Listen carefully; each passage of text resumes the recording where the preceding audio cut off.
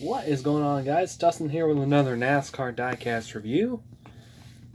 And today, before we get to the review, I want to make a few quick announcements. First of all, this is going to be the bad news right here. And there's going to be some good news, there's going to be some bad news, but I want to get the bad news out of the way first. From here on out, for raced wins, I will not upload an intro due to the fear of, getting hit with a copyright notice. So I know it sucks, but I gotta make some sacrifices. If you have not seen the last video, I tried to put out that Kevin Harvick Texas win from last year. Unfortunately, they got me with a copyright notice. They got blocked worldwide, so there was nothing I could do about it. And I had no other choice but to either cut the intro or re-upload the exact footage. So I had to upload the footage. So it is what it is. It sucks. I'm sorry and I apologize, but I gotta make some sacrifices. But to be honest, any race wins from 2000 apparently to 2014. I will be doing a race intro and also the race win intros. For the limitations, the Atlanta wins are still always going to have my version of the intro, from my point of perspective of the race. And also here's some good news as well. I have reached 300 subscribers. That is amazing. Thank you all to who subscribed. It's a lot. I can't believe I made it that far. It's pretty cool. Also, you like the backdrop setup that I have right now? This is the Lego set of the Mini Coopers, which I'm actually going to use as a backdrop instead of this plain, boring white wall behind it. So, anyway, we're going to get on to it. Alright, so the 2020 NASCAR season, wow, hard to believe this. 6 months ago is that we're already in the playoffs. Well, actually, it'd be about 7 months ago, I'm sorry. It feels like 7 months ago when the season first started. So today we are taking a look at, this is going to be the first time we're going to review a driver that I have not done before. This is that Jones boy, Erik Jones. Now you may think to yourselves, is this the Sport Clips car? Well, I'm glad you asked, because this is actually the Busch Clash. And as you can possibly tell, it's hardly recognizable. It is hardly recognizable, to be honest. There is a lot of bonding tape. The front is just barely unrecognizable. You can barely see a little bit of the Toyota logo. This is actually the first time we reviewed a Toyota Camry in quite a while. And we still have all that tape on it. And then we have the Sport Clips haircut, which is part of it is obscured by the tape, especially this large piece right here. I just really love the authenticity of how Lionel puts a lot of work into these cars, like from the bumps, dents, scratches, the damage. Well, there's barely any damage on here. Because I remember the front end was just like caved in very little bit. Now, take a look at this passenger side right here. That's a lot of wall scrapes. And hard to believe this car made a comeback from getting wrecked a few times or being involved in a few wrecks and then come back and win.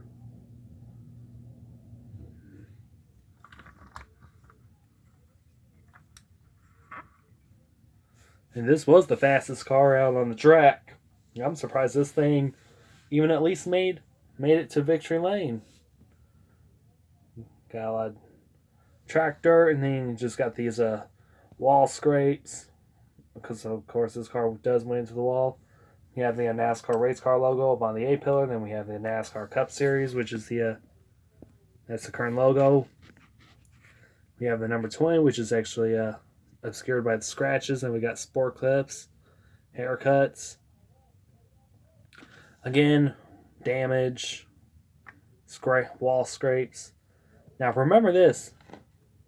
This whole thing right here, it's a race win. I'll tell you how these race wins are made, but that will be a future video. Then we got this tire just got blacked out, which is basically went in the wall a few times. And I did not even notice this. We also have a left rear tire with a couple of they did a burnout. We got Reese's Fine Foods. I've never heard of them before. On the back we have the Camry, and actually the back is much more cleaner. We have Healthy Hero. We got Jones, sport clips, haircuts. We got the 20. Now this one is close to clean, but I'll give them that. And again, you got this tire right here that's just... Now the reason why it wobbles like this is because this tire right here is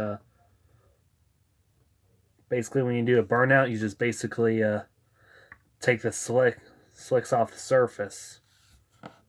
Really like this sport clip design. You have the red, white, and black.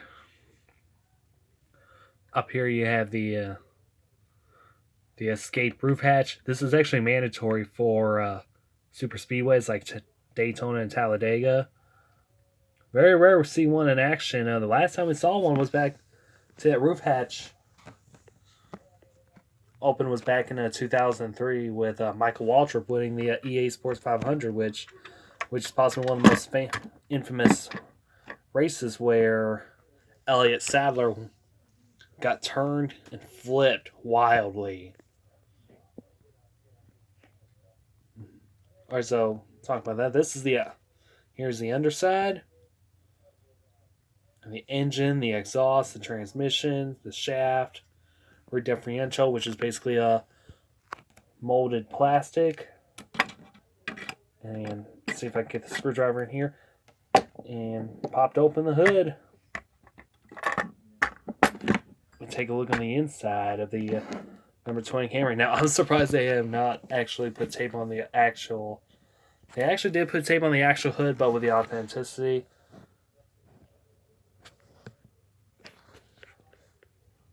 Here's the engine. Plus, you got all this tape here. Now, the reason why they put all this taping on here is because for NASCAR, for these race win versions, they take a lot of these photo references of the car, of how it looked like after the champagne, after the confetti, after the beer, the Gatorade, Powerade, whatever you want to say before they present the trophy. They take photos of these cars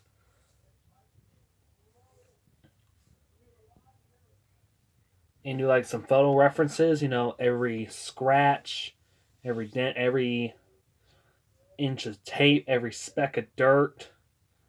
It's all on here. Now, I'm surprised this car made it to Victory Lane, considering the way it ran. Now, it's going to be a little different this year, because this is actually the first 2020 car that we actually got this year. So there's going to be a lot of differences than what we normally see. First of all, this race winner sticker, instead of the green for Monster Energy, instead of the red for the Xfinity, or blue for the trucks, which I might get one day. This is actually white, or maybe it's that transfer from white to black. But overall, it does look good. So this is brand new. Also, the way that they made these cars are a lot different. Or not different now. I might have to take one of these out one day and compare them. All right, Erik Jones, Busch Clash at Daytona champion. February 9th, 2020. Time of the race was an hour and 37 minutes. Well, if you got 2 hours to kill, you can basically watch this race. Start position was back in 12th. There was total laps of 88. There were 5 cautions for 21 laps. And let me tell you one thing about this race. It was a wreck fest. Oh my god. Now, I can't get over the fact that one restart turned into a big wreck. I was like, no. This went all wrong.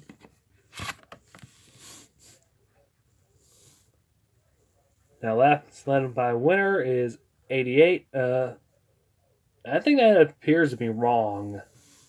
Didn't he lead like the final lap? Oh, and I forgot the margin of victory was 0.697 seconds. Now, I want to get one thing right on the laps led by winner. I know that there were 88 laps on the race. But I don't think I remember Erik Jones leading all. I think he only led like what? Only the checkered flag?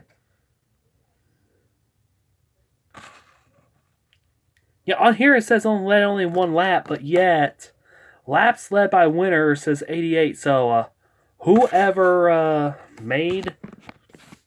Alright, no offense to Lionel. Whoever made these need to go back and basically fix that. Now, I'm not sending back the car or this anyway. They just need to say, hey, we were wrong on the laps led by winner for the Erik Jones Busch Clash. It was only one because one. The main reason why was he never led 88 laps to take the win. On here, it only says Erik Jones only led one lap of the 2020 Busch Clash Daytona, but it was the most important one. Now, why did Lionel get that wrong? See, it's already. The car's nice and all, and the race winner sticker's nice. Oh, and I also forgot to mention, since I don't want to use a Cobalt precision screwdriver, I decided to use this nice Craftsman ratcheting wrench because, Craftsman does sponsor Erik Jones, so keep it sponsor-like. So, link in the description for this. If you want, this is great for not only taking cars out, this also for around the house and everything.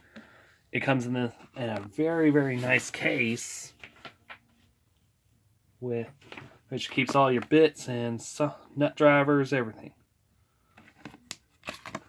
Anyway, what was I saying? Oh yeah, Jones was including several of the race's 5 crashes. You could tell every scratch, dent, scar, everything. Each one adding to the extensive damage to the Jones's car. Still, his Toyota's fast contended for the win with just 6 cars remaining on the track at the race's end. With assistance of Denny Hamlin, who was a lap down, Jones motored from 5th to 1st in the final dash for his Busch Clash victory. Started 42nd of the Busch, running the Busch Clash from 12th position, finished 0.697 seconds ahead of the runner-up finisher. I forgot who was the runner finisher was. I have not took a look at the results after that. I was just too busy on this.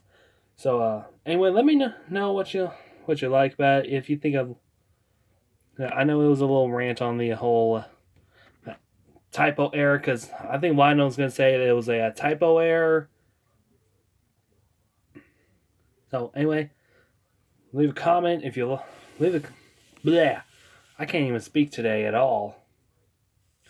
Now, I'm not as sick as I was previously, but I'm going to go ahead and say it.